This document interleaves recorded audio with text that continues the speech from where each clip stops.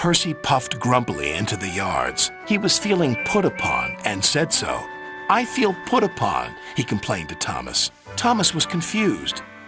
Put upon what? The rails? No, put upon with work. Driver says he is too. Put upon? What a silly saying, replied Thomas. But Annie and Clarabelle liked it, and they sang about it too. Percy's been put upon, put upon, put upon. Percy's been put upon, poor old Percy. Percy is being put upon. I am. He collected metal from the foundry, coal from the yards, flour from the mills, rock from the quarries, and fuel from the depot. Then he delivered it all to the docks.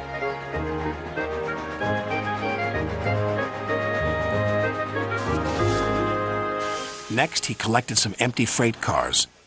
"Who's this dirty little engine?" cried the freight cars. "We want Thomas or Duck." Percy ignored them. Put upon, that's what I am. That night, all the engines laughed at him.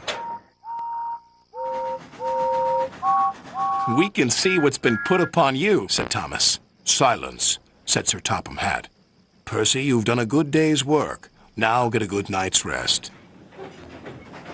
"Yes, sir. Thank you, sir."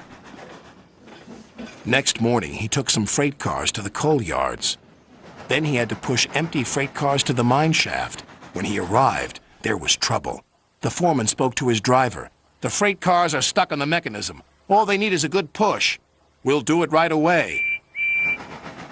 Percy shunted back to where a large canvas barrier was used to protect his line from loose rocks. Percy charged at the line of freight cars too fast and too hard. "Oh no!" gasped Percy. The freight cars broke free, but ran out of control to the mines below. On! Faster, faster!" the silly freight cars yelled. Then there was trouble again.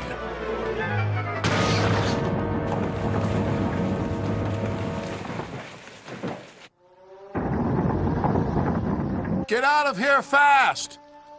The mine's collapsing!"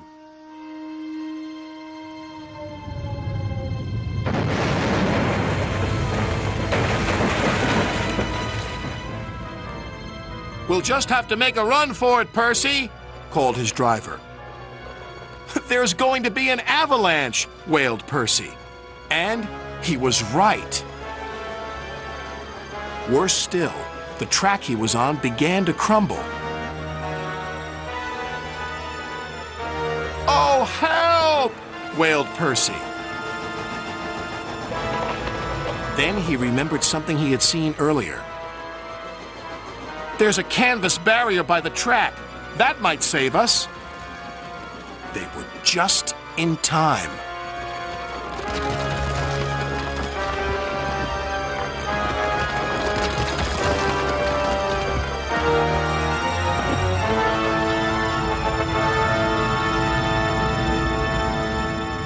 Percy was right. The canvas did indeed save them, but the miners didn't know that.